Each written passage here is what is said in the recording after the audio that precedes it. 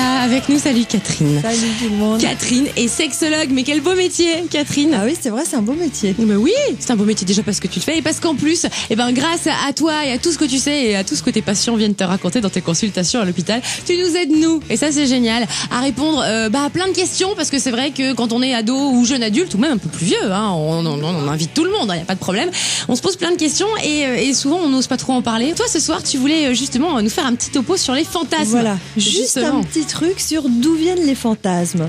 Parce que souvent on se demande pourquoi j'ai tel ou tel fantasme. Ouais. Je vais vous expliquer tout ça. Donc c'est quoi un fantasme d'abord? C'est une histoire imaginaire qui va déclencher un désir sexuel ou une excitation sexuelle. Et donc pour une personne donnée, elle a souvent, en général, à peu près le même genre de fantasme. C'est-à-dire qu'on a tendance à avoir toujours le même type de fantasme. Il y a des choses qui nous stimulent plus sexuellement que d'autres.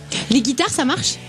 Moi, c'est les mecs avec des guitares. Ah bah oui. Et ça change de mec, mais la guitare est toujours là. Ah voilà. Alors, c'est ça, tu vois. Alors pourquoi ? Alors la question, pourquoi ça plutôt qu'autre chose ? Eh ben c'est simple, c'est que à l'origine des fantasmes, il y a les premières expériences d'excitation sexuelle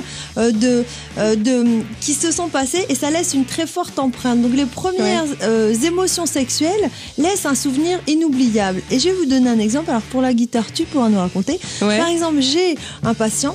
Quand il était petit, sa maman était couturière.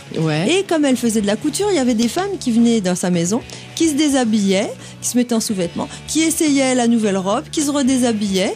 Et il dit, je voyais tout le temps des femmes se déshabiller à la maison. J'avais que 10-11 ans, parce qu'après, sa maman quand même lui a prié de se mettre d'ailleurs. Et donc, depuis, il disait, c'est un monsieur qui a un certain âge à l'heure actuelle. Il disait, moi, ce qui me stimule le plus, mes fantasmes, c'est de voir une femme se déshabiller. C'est toujours resté, pour moi, le numéro 1 au hit parade de la chose excitante, érotique. Et donc peut-être que la guitare, c'est que la première fois que tu as eu une émotion sexuelle, qui n'est pas forcément du tout un rapport sexuel, mais quelque chose qui t'a fait de l'effet, et ben c'était un bel homme qui jouait de la guitare. 1990, Guns N' Roses en concert, / un chapeau, torse nu, la guitare, c'est ça. Juliette, elle a 13 ans, elle est à Brest et elle se pose des petites questions. Salut Juliette. Salut. Ça va ? Oui. Bon, alors Juliette, question masturbation pour Catherine. C'était pour savoir en fait si quand vous se masturbez, est-ce qu'on pouvait avoir ces règles ? Ça change rien du tout au niveau des règles. Ça ne change rien du tout au niveau des règles, la masturbation. Ça va ni les avancer, ni les retarder, ni faire qu'elles soient plus abondantes, ni moins abondantes. Ça n'a pas de relation du tout avec les règles. D'accord. Et tu avais peur que ça les arrête ?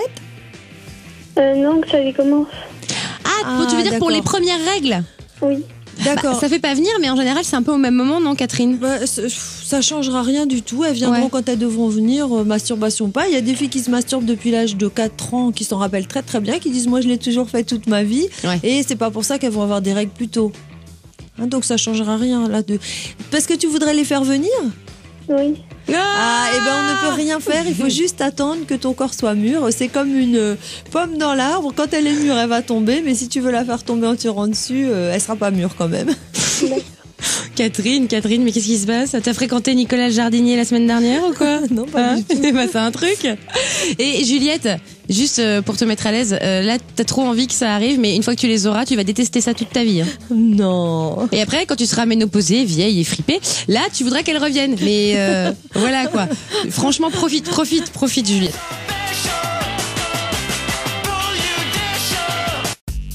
Une exclue Fit TV.